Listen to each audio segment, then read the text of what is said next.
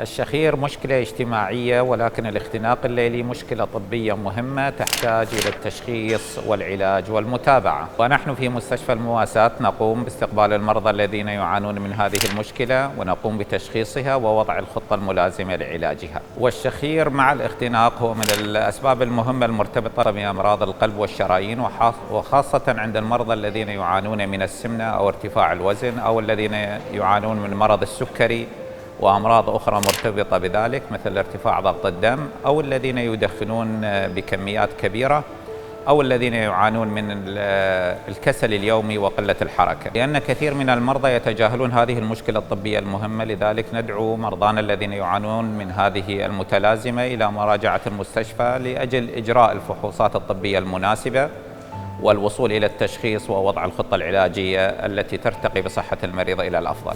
الدكتور نور الدين الموسوي، اختصاصي جراحة الأنف والأذن والحنجرة، مستشفى المواساة الجديد. مستشفى المواساة الجديد، نرعى الأجيال.